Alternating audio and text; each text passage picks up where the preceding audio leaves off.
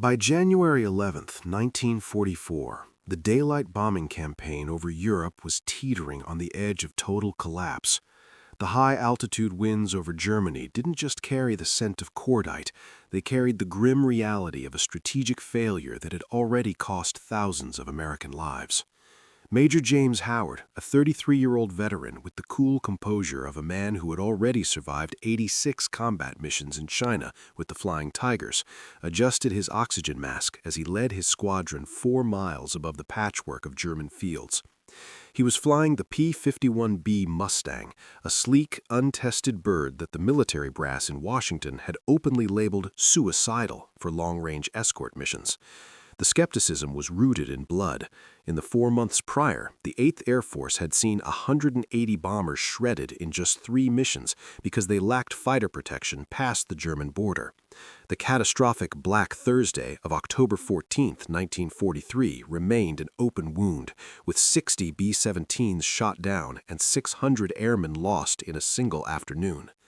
As Howard scanned the horizon, he knew that his unit, the 354th Pioneer Mustang Group, was the final throw of the dice, a high-stakes experiment to see if the Merlin-powered Mustang could finally break the Luftwaffe's stranglehold on the Reich's airspace. The tension in the cockpit intensified at 11:14 a.m. when Howard spotted the nightmare every bomber crew feared, a massive swarm of 30 German fighters, Bf-109s and FW-190s, diving with predatory precision towards 60 unprotected B-17s. These were not rookies. The German interceptors had been tracking the bomber stream for 18 minutes, waiting for the moment of maximum vulnerability. Below, the 401st Bomb Group was already feeling the bite, with bombers Little Chum and Hell's Angels taking heavy hits. Howard's radio crackled with a frantic void.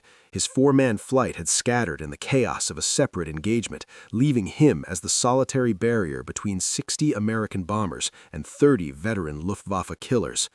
Every instinct of fighter doctrine screamed for him to break away, never engage when outnumbered 30-1. Howard slammed the stick forward, his heart hammering against his ribs as the Rolls-Royce Merlin engine roared to life, pushing him into a 420-mile-per-hour dive. He shredded the tail of the first FW-190 and watched the canopy of a Bf-109 explode in a spray of glass. Within 40 seconds, he had downed 3 enemies, but the sky remained thick with 27 others. The unexpected twist?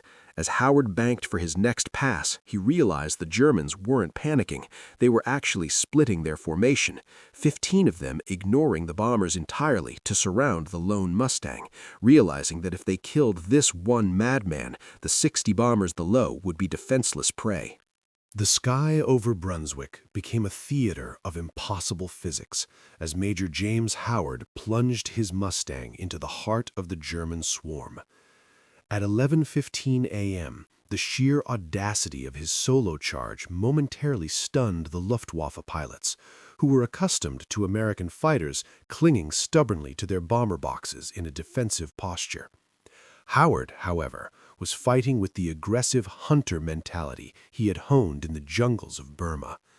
As he leveled out from his initial dive, the cockpit of his P-51B became a pressure cooker of adrenaline and mechanical fury. He didn't just pick off stragglers, he aimed for the leaders, knowing that in the high-speed chaos of aerial combat, decapitating the command structure was the only way to sow enough confusion to save the bombers. His first target, a Focke-Wulf 190, disintegrated under a concentrated burst from his 650 caliber machine guns, the incendiary rounds igniting the Germans' fuel lines in a spectacular orange fireball that lit up the winter haze. Without pausing to celebrate, Howard kicked the rudder and hauled the stick back, loading his airframe with 7 Gs of force that threatened to buckle the wings. He lined up a Messerschmitt 109 that was closing in on a wounded B-17, and with a 2-second burst, he sent the enemy pilot spiraling toward the earth. The bomber crews of the 401st, watching from their plexiglass bubbles, couldn't believe their eyes. A single silver silhouette was carving through a formation of 30, moving with such lethal fluidity that it seemed as though an entire squadron was hidden within that one plane. The tactical reality, however, was far more grim than the view from the bombers. Howard was now 300 miles deep into hostile territory. His four-man flight was still missing in the clouds, and his ammunition counter was ticking down with terrifying speed. The German formation, recovering from their initial shock, realized they were being humiliated by a lone American. They divided their force with clinical precision. 15 fighters broke off to continue the massacre of the B-17s, while the other 15 clustered together to hunt Howard down. This was the moment where standard fighter doctrine dictated a retreat. To stay was to choose a certain lonely death over the Reich. Yet, Howard didn't bank for home. Instead, he performed a maneuver that bordered on the insane. He turned directly into the path of the 15 pursuing Germans, initiating a head-on pass at a combined closing speed of over 700 miles per hour. As the world narrowed to the vibrating ring of his gun sight, he watched the lead Bf-109's nose erupt in sparks as his tracers found their mark. He flashed through the enemy formation so closely he could smell the scorched oil of their engines. But as he pulled up to reset for another pass, he felt a sickening vibration in his controls. A single 20mm cannon shell from a German tail gunner had clipped his horizontal stabilizer. The sudden twist. Just as the Germans moved in for the kill, Howard realized his radio was finally receiving a signal, not from his wingmen, but a chillingly calm German voice on the shared frequency, ordering the interceptors to stop shooting and instead ram the American to preserve their remaining ammunition for the bombers. Inside the vibrating cockpit of his Mustang, Major James Howard ignored the chilling German orders crackling through his headset and focused on the only thing that could keep him alive: energy management. With his horizontal stabilizer damaged, the P-51B was no longer a precision instrument. It was a wounded predator that required constant, heavy muscle on the stick just to stay level. At 11:17 a.m., as 15 fighters closed in from his 6 o'clock, Howard executed a high-side reversal that defied the standard American flight manuals. He utilized the Mustang's superior dive speed to drop 2,000 feet, building immense kinetic energy before pulling into a vertical climb that left the heavier Focke-Wulf struggling in the thin, frozen air of 24,000 feet. From the ball turret of a B-17 below, Staff Sergeant William Thompson watched in awe as the silver fighter carved a figure 8 across the sky, a defensive weave that forced the Germans to overshoot every time they tried to lock their sights. Howard wasn't just dogfighting, he was conducting a masterclass in psychological warfare. By attacking the leaders and constantly changing his altitude, he made the Germans believe they were fighting a much larger force. He squeezed the trigger in short, disciplined bursts to conserve his rapidly dwindling .5 caliber rounds, watching as another Bf-109's coolant line ruptured, painting a long white scar against the deep blue of the German winter sky. The physical toll of the engagement began to manifest as Howard entered his 6th minute of continuous high-G maneuvering. At -42 degrees F, the cockpit heater had failed, and his fingers were becoming numb inside his flight gloves, yet the sweat was pouring down his face, stinging his eyes. Every time he pulled into a turn, the 7G forces drained the blood from his brain, narrowing his vision to a gray tunnel, but he couldn't afford to relax his grip for even a second. The Germans, frustrated by their inability to pin down the lone American, resorted to a sandwich maneuver. 2 fighters attacking head-on, while 4 more dove from his blind spot. Howard saw the trap developing and made a split-second decision that illustrated his tiger instincts. He faked a brake to the left, then slammed the throttle to full emergency power and dove straight through the center of the diving German formation. The closing speed exceeded 800 miles per hour, a blur of spinning propellers and tracer fire that missed his canopy by inches. As he pulled out of the dive, his ammunition counter flickered to a terrifying number. He had used nearly 1,500 rounds, leaving him with less than half of his combat load. The unexpected twist came when Howard glanced at his fuel gauge.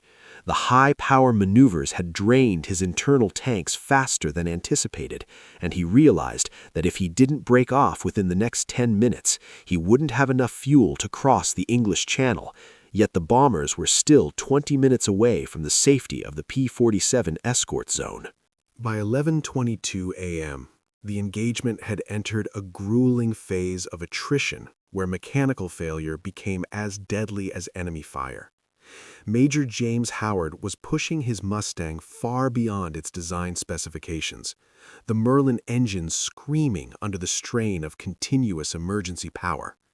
As he banked to intercept a fresh wave of Focke-Wulfs, the extreme cold of the high altitude finally claimed its toll. His right outboard machine gun seized, the bolt frozen mid-cycle by the combination of -42-degree air and the debris of rapid firing. Moments later, a second gun jammed, leaving him with only 4 working barrels and a rapidly depleting ammunition count of roughly 240 rounds per gun. The Luftwaffe pilots, veteran aces with Knight's crosses around their necks, sensed the shift. They stopped their erratic individual attacks and coordinated into a bracket formation, attempting to box Howard in from above and below simultaneously. Howard felt the heavy sluggishness in his ailerons from the previous damage, but he refused to yield. He dove into the low formation at a 60-degree angle, his airspeed building past 480 miles per hour, pushing the airframe toward the dangerous threshold of compressibility. He poured a 3-second burst into the lead FW-190, watching the pilot bail out as the aircraft's wing root folded like paper. But the victory was hollow.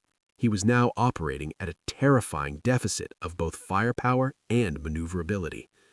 Inside the bomber stream, Lieutenant Robert Johnson, pilot of the B-17 Hell's Angels, watched through his side window as the lone Mustang continued its suicidal dance. He saw the silver fighter roll inverted and dive at a formation of 4 Germans with such speed that the interceptors scattered in pure confusion. It was a display of raw, unfiltered aggression that seemed to defy the exhaustion Howard must have been feeling. However, the situation turned critical at 11:26 a.m. when Howard's left inboard gun also fell silent, leaving him with a lopsided battery of only 3 working guns. His vision was tunneling again, a side effect of the punishing G-loads and a flickering oxygen warning light that signaled a drop in pressure. He was breathing in short, ragged gasps, his mask wet with condensation that was beginning to freeze against his skin. Every logic of war dictated that a pilot with 3 guns, a damaged tail, and failing oxygen should dive for the cloud deck and vanish. The unexpected twist occurred when a German Bf-109, sensing Howard's weakness, pulled alongside him at 200 yards, the pilot gesturing for Howard to look at his own fuel tanks. The German didn't fire. Instead, he pointed toward the horizon where the German border lay, a silent taunt that they knew exactly how little fuel Howard had left to make it back to England. At 11:34 a.m., the Luftwaffe's patience evaporated, and they transitioned from tactical taunting to a massive, coordinated strike. The sky was no longer a vast expanse. It was a wall of steel, as 22 German fighters formed into 3 distinct waves, aiming to overwhelm the single American defender through sheer saturation. Major James Howard, struggling against the onset of hypoxia as his oxygen light glowed a steady, ominous red, found himself at the bottom of the engagement. The Germans held the advantage of altitude, the sun, and functioning weapon systems. Despite having only 3 working guns and a mere 310 rounds of ammunition remaining, Howard refused to dive away. He pulled his Mustang into a steep, agonizing climb, meeting the first wave of 8 fighters head-on. The combined closing speed was so high that the human eye could barely track the tracers. He picked the leftmost FW-190 and squeezed the trigger for a precise 1-second burst. The enemy's engine cowling shattered, sending debris through its own cockpit. Howard didn't wait to watch it fall. He hammerheaded at the top of his climb and dove on to the second wave, shearing the tail off a Bf-109 with another disciplined burst. He was now at 9 confirmed kills, but the cost was absolute. A heavy 20mm cannon round from the third wave punched through his left horizontal stabilizer, making the P-51 shudder with a violent, mushy vibration. The air around Howard's canopy was now a crisscross of lethal light as tracers passed above and below his wings. With his ammunition counter dropping to a final 160 rounds across his 2 remaining working guns, the geometry of the fight had become a death trap. He shoved the stick forward and dove for the cloud deck at 15,000 feet, hoping to use the gray mist as a shield, but 6 Germans stayed glued to his tail, their fire clipping his right aileron. Inside the clouds, Howard performed a maneuver born of desperation. He throttled back to idle, rolled inverted, and let the Germans overshoot him in the darkness. As he broke back out above the clouds, he found himself perfectly positioned behind the trailing FW-190. He used a 2-second burst, 60 of his precious remaining rounds, to send the fighter into an uncontrollable spin. 10 confirmed. However, the victory was met with a sickening thunk as his left wing gun seized, leaving him with a single functioning machine gun and less than 100 rounds total. The unexpected twist came when Howard realized the Germans were no longer trying to shoot him down from a distance. They were closing to within 50 feet, flying so close that he could see the determined faces of the pilots. They had realized he was nearly Winchester, out of ammo, and they were beginning to use their aircraft as physical blades, attempting to clip his wings in a mid-air collision rather than wasting another bullet. By 11:38 a.m., the mechanical heart of Major James Howard's war machine finally gave out. As 19 German fighters regrouped for a final murderous sweep, Howard pulled the trigger one last time, only to hear the hollow metallic click, click, click of a dry weapon. He was now Winchester, completely out of ammunition, deep inside enemy airspace and surrounded by a Luftwaffe squadron that had just watched him dismantle 11 of their own. His fuel gauge flickered at 49 gallons, and the red oxygen warning light was no longer blinking. It was a solid, terrifying glow, indicating he was breathing the last of his usable air. Hypoxia began to set in, a subtle, deadly warmth that tingled in his fingertips and blurred the edges of his vision. The Germans, seasoned veterans who had counted his bursts and timed his engagements, knew he was defenseless. They fanned out into a broad line-abreast formation, creating a wall of lead half a mile wide. In this moment, Howard's choice was simple: dive away and save himself, or find a new way to fight. He chose the latter. With a roar of his Merlin engine, he banked his silver Mustang and charged directly into the center of the 19-plane wall, using his aircraft not as a platform for guns, but as a projectile of pure intimidation. The audacity of a defenseless fighter attacking a superior force broke the Germans' tactical composure. Howard ignored the tracers passing through his wings and focused on the lead Bf-109, closing the distance until his propeller was inches from the German's tail. He was playing a lethal game of chicken at 400 miles per hour. The German pilot, terrified by the American's refusal to break off, slammed his stick forward and dove away, unable to comprehend why a man with no bullets would still be hunting him. Howard repeated the maneuver, diving, climbing, and dry-firing his sights onto one cockpit after another. To the German pilots, Howard appeared like a phantom, a pilot who didn't need ammunition to be lethal. Inside the bombers of the 401st, Lieutenant James Wilson watched the silent struggle with disbelief. He saw the Mustang weaving through the enemy formation, causing German aces to scatter in panic, convinced that a trap was being set or that the American possessed some unknown, terrifying weapon. The unexpected twist came when Howard, after forcing his 12th opponent to disengage, looked at his fuel pressure gauge. It was dropping rapidly. His aggressive bluffing had pushed the engine to its limit, and now, with no ammo and almost no fuel, he realized he wasn't just fighting the Germans anymore. He was fighting a dying engine that was about to turn his Mustang into a 7,000-pound glider over the heart of the Third Reich. At 11:44 a.m., the sky over Germany finally broke. After 33 minutes of continuous, impossible combat, the German formation leader looked to the west and saw the nightmare that ended the Luftwaffe's hopes. 36 P-47 Thunderbolts, their black and white invasion stripes gleaming like a death sentence, were screaming toward the engagement. The German interceptors, already demoralized by the lone madman in the Mustang and drained of their own fuel and ammunition, finally turned east, retreating toward their bases at Brunswick. Howard, now gliding on the last few gallons of high-octane fuel and gasping for oxygen in a cockpit that felt like a tomb, watched them go with a hollow sense of relief. As a Thunderbolt pilot pulled alongside to offer a jubilant thumbs up, Howard could only offer a weary nod. His muscles were locked in a permanent cramp, and his hands were frozen to the control stick. Behind him, the 60 B-17s of the 401st Bomb Group were still intact, a flying fortress of steel that had survived a massacre because of one man's refusal to abandon them. Not a single bomber under his watch had been lost. Howard leaned his fuel mixture to the absolute limit, praying the Merlin would hold as he crossed the coastline of the English Channel.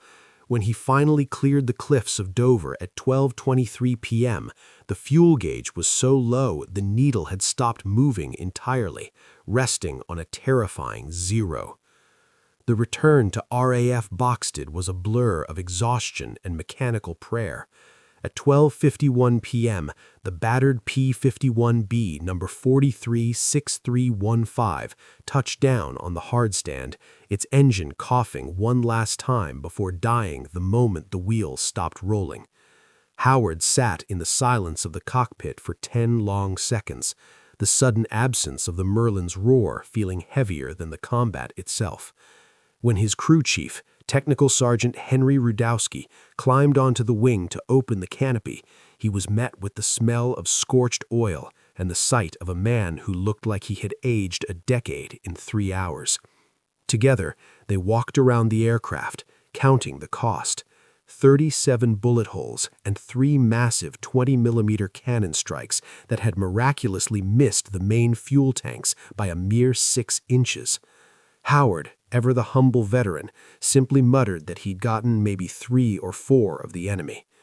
The unexpected twist came an hour later when the intelligence officers began debriefing to returning bomber crews. One by one, 18 different B-17 pilots reported the same impossible story, a lone Mustang that had fought for over half an hour against an entire wing. As the data was cross-referenced with Howard's gun camera footage, the room fell to a stunned silence. The film didn't show 3 or 4 kills. It confirmed 11, and it captured the terrifying moments Howard had continued to dive on the enemy with his guns completely empty, proving that the greatest weapon in the air wasn't lead, but a heart that refused to quit. On March 6, 1944, the oil-scented air of RAF Boxted was replaced by a solemn, heavy silence as Brigadier General Jesse Oughton stood before a gathered crowd of airmen and ground crews.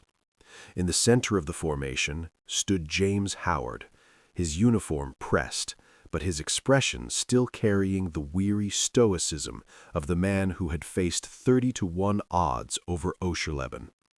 As the general pinned the Medal of Honor to Howard's chest, the citation read with a gravity that silenced the base, "For gallantry above and beyond the call of duty." Howard became the only fighter pilot in the European theater to receive the nation's highest military honor during the war, not merely for the 11 aircraft he downed, but for the 37 minutes he chose to stay when every law of physics and survival told him to run. The recognition, however, went far beyond a medal. A week after the mission, the hardened crews of the 1st Bomb Group traveled to Boxstead just to find the man they called the Lone Mustang. Sergeant William Thompson, the ball-turret gunner who had watched the silver fighter dance through the German fire, approached Howard with tears in his eyes, simply saying that he had named his newborn son James. It was the ultimate validation for the pioneer Mustangs of the 354th. They had proved that the P-51B wasn't just a suicidal experiment, but the silver bullet that would win the air war. The legacy of Howard's 37 minutes over Germany fundamentally rewrote the DNA of aerial warfare. Before January 11th, fighters were tethered to the bombers in a rigid defensive posture that left the initiative to the Luftwaffe. After Howard, the 8th Air Force unshackled its pilots, authorizing ultimate pursuit, the aggressive hunting of enemy fighters wherever they could be found. Within 3 months, almost every fighter group in Europe converted to the Mustang, and bomber losses plummeted from a staggering 9% per mission to less than 2%. Howard survived the war with 17 total victories, eventually retiring as a brigadier general in 1966, but he never viewed himself as a legend. He insisted he was just a mechanic who understood his engine's limits. He died in 1995 at the age of 84, leaving behind a standard of courage that is still taught in flight schools today. That speed is life, but character is the fuel that keeps a pilot in the fight. The final, unexpected twist surfaced in declassified post-war records. German Luftwaffe intelligence had spent months searching for the secret American squadron that had attacked them over Brunswick that day, refusing to believe their elite Jagdgeschwader had been routed by a single man. They never found the squadron because the only force they were fighting was the sheer, unbreakable will of James Howard.